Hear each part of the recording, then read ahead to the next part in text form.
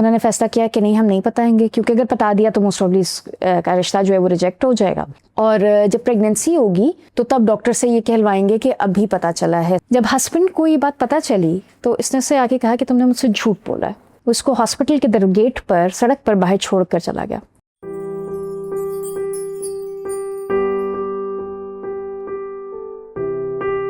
हमारे ग्रुप में इस तरह की लड़कियां हैं जिनकी पेरेंट्स बग़ैर पता है, जिसका मशवरा मेरे पेरेंट्स को भी हर दफ़ा दिया जाता था, बग़ैर पता है कि उनको टाइप 1 डायबिटीज़ है, उनकी शादियां कर देते हैं। अच्छा, हमेशा हम लोग ना समझाते हैं कि देखो शादी एक लीगल कॉन्ट्रैक्ट है, ये सच छुपाने की बेसिस पर या झूठ बोलने की बेसिस पर नहीं हो सकता। एक बच्ची के मुझे एक किस्सा याद है। इसकी शादी हुई एंड पेरेंट्स ने नहीं बताया। उस टाइम उनको बहुत समझाया कि भाई आप लोग बताएं, ये इट्स इम्पोर्टेंट।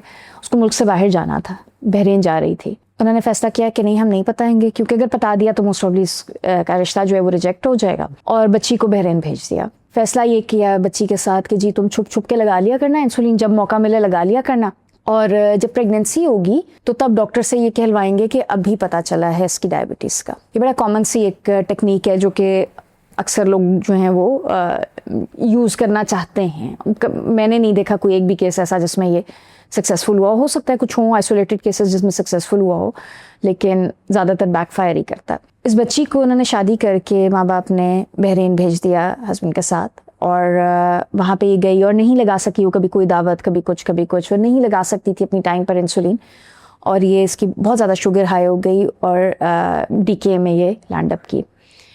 जब डीके में लैंड अप की तो हॉस्पिटल एडमिट हुई। उधर शायद इसने ख़ुद से डॉक्टर को बताया या डॉक्टर ने ये आई डोंट नो उसकी किसी उससे अंदाज़ा लगाया कि इसको पहले से डायबिटीज़ है, दिस इज़ नॉट न्यू।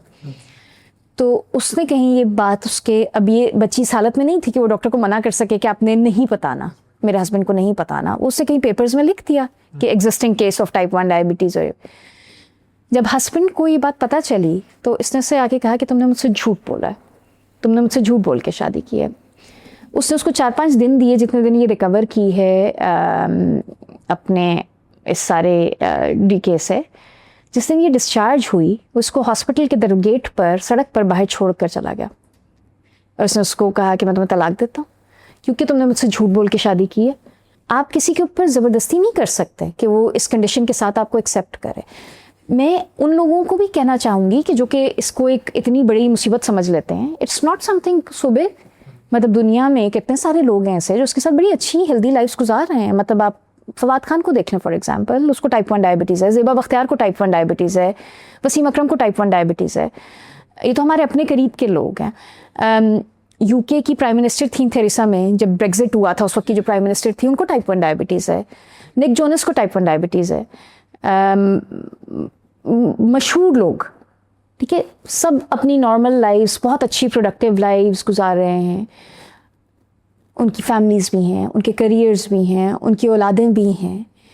ज़रूरी नहीं है कि अल्लाह मियाँ ने, अच्छा ये भी ज़रूरी नहीं है कि आप शादी करेंगे भी टाइप 1 डायबिटीज़ के किसी उसके साथ तो उसकी औलाद हो जाएगी, ज़रूरी नहीं है। अल्लाह मियाँ, बहुत सारे ऐसे लोग हैं, बहुत सारी ऐसी लड़कियाँ होती हैं या ऐसे लड़के होते हैं जिनको नहीं होती डायबिटीज़, उनकी फिर भी औलाद नहीं हो पाती। तो अल्लाह मियाँ की देन है। हम किसी इंसान को कैसे इस बेसिस पे जज कर सकते हैं कि इसको ये मेडिकल कंडीशन है? मतलब या तो होना कि अल्लाह मियाँ ने ठप्पा लगा के भेजो कि नहीं होगी, ऐसा तो है नहीं। There are cases on both sides. ऐसे भी हैं जिनकी औलाद हुई है, बहुत अच्छी लाइफ भी हैं, ऐसे भी हैं जिनकी नहीं हो पाई।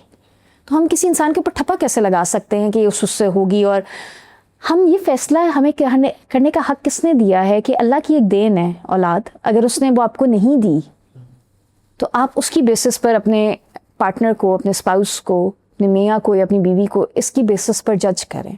तो अल्लाह की नेमत है, अल्लाह की रहमत है, जिसको मर्जी दे, जिसको मर्जी ना दे।